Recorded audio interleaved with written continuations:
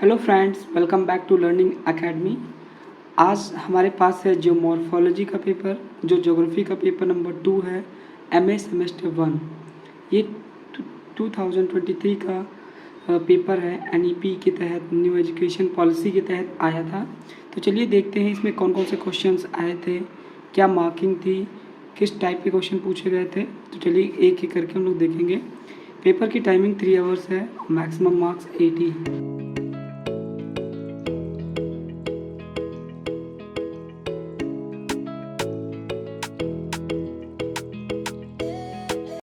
इसमें नोट लिखा हुआ है कि अटेम्प्ट 9 क्वेश्चंस इन ऑल, हमें 9 क्वेश्चंस करने हैं।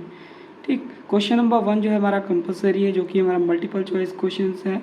बाकी जो क्वेश्चंस हैं उसमें हमें ऑप्शन दिया रहेगा और हमें हर यूनिट से एक क्वेश्चंस को करना है। तो चलिए एक एक करके हम लोग देखते हैं। सबसे पहले सेक्शन ए को देखते हैं, जो कि हमारा मल्टीपल चॉइस क्वेश्चंस हैं, जो कि टोटल 10 क्वेश्चंस होंगे। हर क्वेश्चन 2 मार्क्स का होगा, मतलब टोटल हमारे 20 मार्क्स के क्वेश्चन हो जाएंगे। अब हम लोग पहला क्वेश्चन देखते हैं। पहला क्वेश्चन दिया हुआ था, who give the statement that present is a की टू पास्ट। यह स्टेटमेंट किसने दिया है, हिंदी इंग्लिश दोनों में दिया हुआ है पेपर। यह कथन किसने दिया कि वर्तमान भूत की कुंजी है। इसमें ऑप्शंस दे रखे हैं, वाल्टर पैनिक, ठीक, WM Davis, James Hutton, Charles Lyell, ये सब हमको ऑप्शन दिए हैं। तो इसको सेलेक्ट करना है, कोई भी आप मनपसंद ऑप्शन सही टिक कर सकते हैं। इसके बाद हमारा जो सेकंड क्वेश्चन था, knock and Lochan topography, knock and Lochan topography जो है क्या है, एसोसिएटेड विद वाटर इरोजन है, एरिडी रीजन है, या वेव इरोजन है, या ग्लेशियल इन लोलैंड है। वही जो हमारा क्वेश्चन नंबर 2 था, वही हिंदी में दे रखा है कि नॉक एंड लोचन स्थलाकृति किससे संबंधित है, जल अपरदन से संबंधित है, शुष्क क्षेत्र से संबंधित है, लहर अपरदन है, या निम्न क्षेत्र में हिमनाद द्वारा है।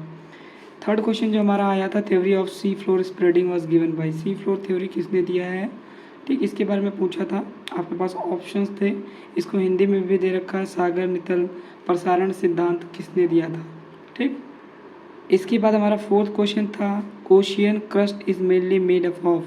जो हमारा ओशियन क्रस्ट होता है वो किससे बना होता है, ग्रेनाइट से बना होता है कि बेसॉल्ट से बना होता है कि चिरॉन से कि स्लेट से। ये क्वेश्चन नंबर 4 जो था हमारा, वही हिंदी में दिया है, महासागरी पपड़ी मुख्य रूप से किससे बनी होती है, ग्रेनाइट से, बेसॉल्ट से, सायरन से या स्लेट से। फिर हमारा क्वेश्चन नंबर 5 आ जाता है, जिसमें पूछ रहा था कि theory which explain the cause of earthquakes. ऐसी कौन सी थ्योरी है जो अर्थक्वेक के कॉज को एक्सप्लेन करती है।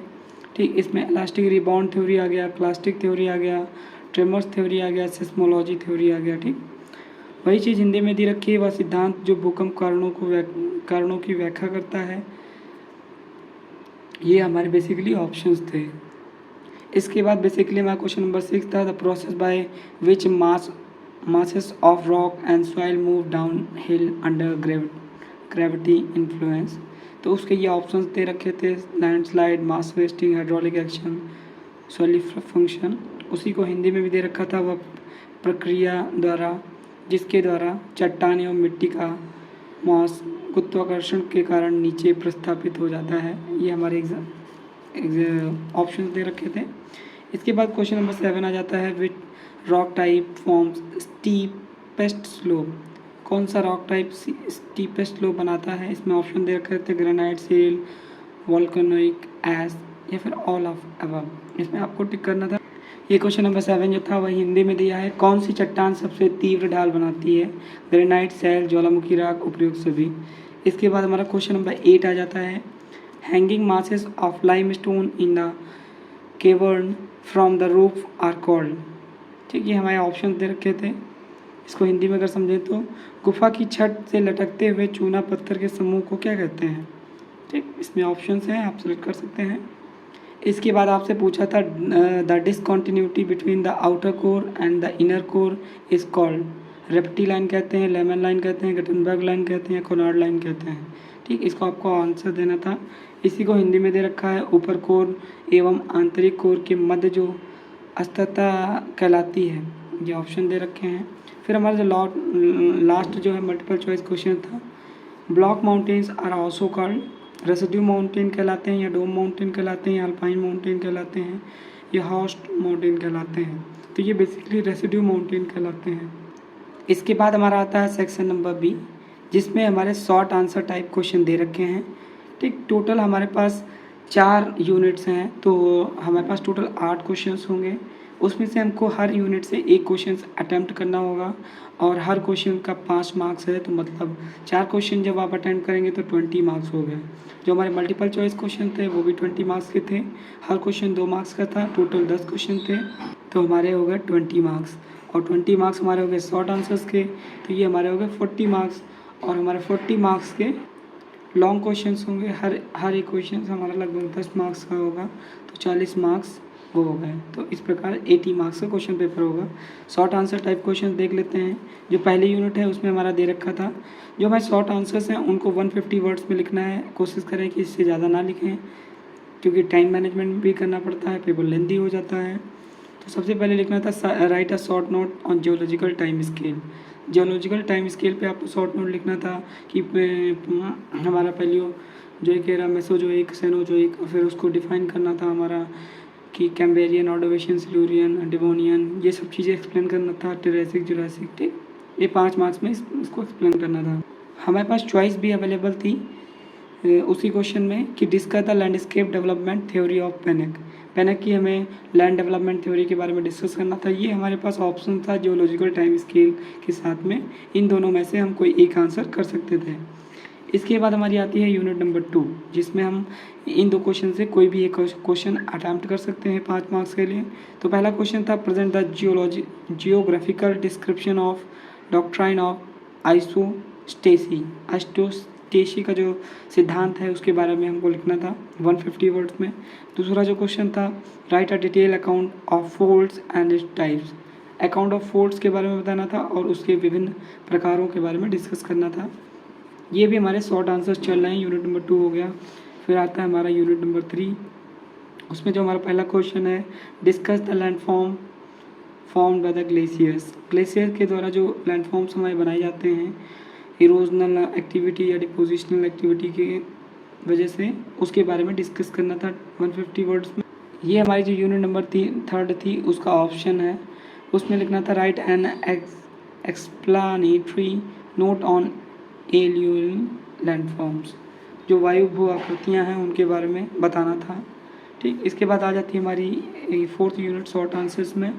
क्वेश्चन नंबर 8 है, वो बोल रहा था write the characteristic feature of Ganga plains. Ganga plains के बारे में और उसके कैरेक्टरिस्टिक फीचर के बारे में बताना था 150 वर्ड्स में। इसके बाद क्वेश्चन नंबर 9 आ जाता है हमारा discuss the significance of applied geomorphology. जो हमारा अप्लाइड जियोमॉर्फोलॉजी है उसके सिग्निफिकेंस के बारे में डिस्कस करना था। ठीक, इसके बाद हमारे आ जाते हैं long answers section number C, जिसमें प्रत्येक आंसर को लगभग 400 वर्ड्स में लिखना है। कोशिश करें हर आंसर में आप कम से कम 2 डायग्राम्स, मैप चार्ट या फ्लो चार्ट्स बनाएं और आंसर को लगभग 400 वर्ड्स में लिखें, इससे ज़्यादा मत करें। ठीक, अब हम लोग देख लेते हैं यूनिट 1 के क्वेश्चंस। यूनिट 1 में जो हमारा examine the concept rocks are the books of the earth history and fossils are the pages in detail. इसके बारे में आपको डिटेल में डिस्कस करना था। बेसिकली सेंटेंस को एक्सप्लानेटरी फॉर्म में डिटेल में समझाना था कि ये सेंटेंस क्या कहना चाह रहा है। इसके बाद जो इसके ऑप्शन में हमको दे रखा था discuss the Davis cycle of erosion in detail. Davis की इरोजनल साइकिल को डिटेल में डिस्कस करना था। ये 10 मार्क्स का क्वेश्चन था बेसिकली। फिर आ जाता है हमारा यूनिट नंबर 2, जिसमें हमें evaluate the plate tectonic theory. Plate tectonic theory के बारे में इवेलुएट करना था, मतलब उसके बारे में बताना था हमको, उसके कैरेक्टरिस्टिक्स के बारे में बताना था, उसके पॉजिटिव्स नेगेटिव्स के बारे में बताना था, डायग्राम भी डिस्कस करना था। इसके ऑप्शन में हमें जो क्वेश्चन मिला है classify volcanoes landforms and explain its effect on human life. ठीक, जो टाइप्स ऑफ हमारे वोल्केनोज हैं उनके बारे में डिस्कस करना था और उनका इम्पैक्ट ह्यूमन लाइफ पे क्या है उसके बारे में डिस्कस करना था। इसके बाद आ जाती है हमारी 3rd यूनिट, जिसमें हमें डिस्कस करना था describe the crust topography. Crust जो टोपोग्राफी है उसके बारे में डिस्कस करना था। फिर इसके ऑप्शन में जो हमें क्वेश्चन दे रखा था critically examine the sea waves act as an agent of change in the coastal area by discussing its landforms. ठीक, इन दोनों में से आपको कोई एक क्वेश्चन अटैम्प्ट करना था इसके बाद हमारी यूनिट 4 आ जाती है, जिसमें एनालाइज करना था डिफरेंट रिवर ड्रेनेज पैटर्न। जो रिवर ड्रेनेज पैटर्न है उसके बारे में हमें डिस्कस करना था डिटेल में, उसके डायग्राम्स भी बनाने थे। इसके बाद हमारा क्वेश्चन आ जाता है discuss the river valley development in detail. River valley development जो प्रोग्राम है उसके बारे में आपको डिटेल में डिस्कस करना था, 10 मार्क्स में था। तो ये बेसिकली हमारा पेपर था जियोमॉर्फोलॉजी का, जो कि पेपर नंबर 2 है MA सेमेस्टर 1 का, 2023 या प्रीवियस ईयर हम कह सकते हैं, उसका एग्ज़ाम हुआ था जियोग्राफी में। आई होप आपको सभी चीज़ें समझ आई हों। All the best for your exams. Thank you, see you in the next and जय हिंद दोस्तों।